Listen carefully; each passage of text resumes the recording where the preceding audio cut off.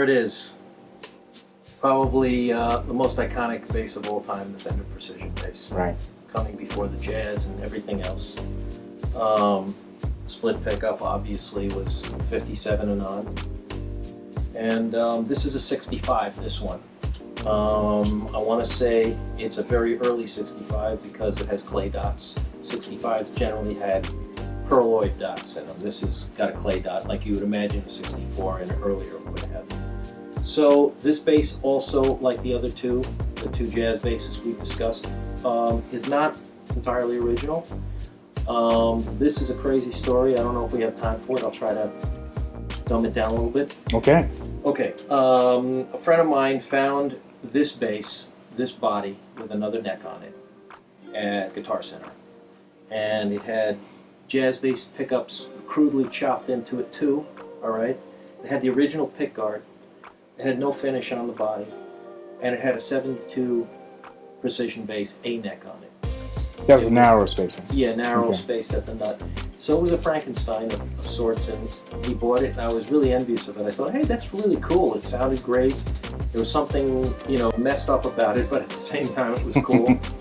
And he's going to see this video, but I'm going to say it anyway. He messed it up even further. I think I might have even helped him mess it up a little bit. Right. And at one point, I was getting like, oh, what are you doing to this poor instrument, you know? And he sold it to another friend of mine who will also see this video, and he was messing it up even further. So I was at his house one day, and it didn't look anything like this. It was in its destroyed condition. And I grabbed it, and I said, see ya. And he said, what? I said, you're not allowed to own this instrument. People who abuse vintage instruments like this are not allowed to own it. So just call me and tell me how much you want for it, you know, because it's not yours anymore. And he was like, what? And I took off, and then, so this became my instrument. Now, the neck.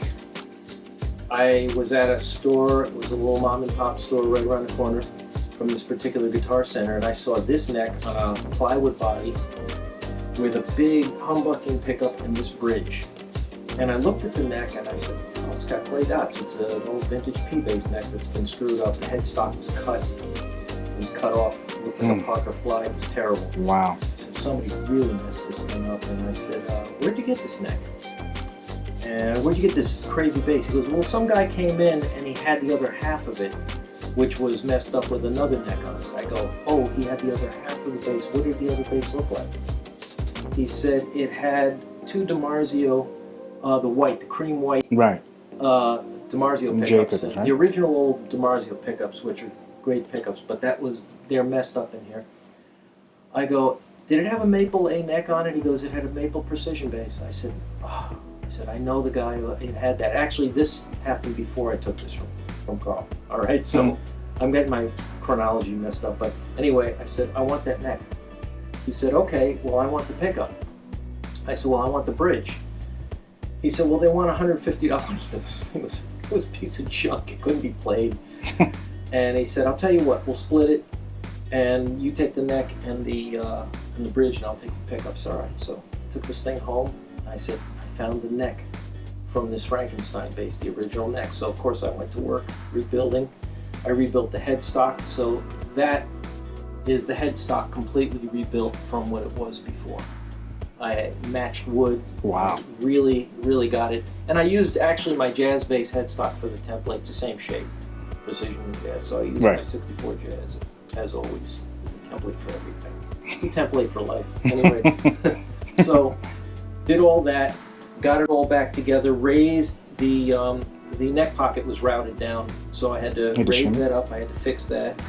I had to block fill where the two Jazz bass pickups were. Then I routed down and filled in from here to here, alder, so that even if this thing was going to go natural, it would have looked right, and you wouldn't see the sinking of the finish. So once all that was done, I brought it to a guy who did a nice job of lacquering it, and the relicking wasn't really my idea. He wanted to do it. I said, go to town, I don't care. I'm just going to use this as a P-bass recording bass with flat lines.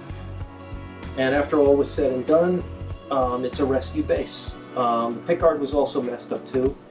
This pickguard I bought from a guy in the city, bought the pickguard from. I said, great, now I've got a period correct. It's a 64 pickguard. So it's period correct, kind of, for the bass. And it's all done, and it plays great. And it's a go-to recording bass. I can't play 4-string live anymore, but Right. for recording what I need to record with flat wounds, there it is. And this is, I would say, my reference for what a great P-bass should sound like. Oh, by the way, Duncan, just a Duncan pickup, Duncan and The tickle. goodies. Okay. Yeah, it's nothing. It's not a special pickup or a vintage pickup, and the pots are not original in there. So everything is the way it's supposed to be. It's really hard to believe that that bass is in the condition you described it as. It was. I did this so long ago. It was before digital cameras, so I wish I had taken shots. I think I took shots with one of those disposable cameras back then. I don't think I even developed it. It might be in the house somewhere. And if I can find it, develop it, I can find the befores and afters. It would be kind of cool to have. But it was a great. I feel really satisfied in rescuing this one. This was fun. So it's safe to say, you know your way around these instruments. And Yeah. You know what's good about them, what's bad about them. I've rebuilt and refurbished and rescued so many Fenders, I can't count. I had probably 40 to 50 of them. I can't count past 40. I know there's more than 40, so I'm going to say between 40 and 50 Fenders in various conditions, from original to destroyed. And the one that got away was an original 58 P-bass, that's a whole nother story. Wish I had photos. Wish I had the bass.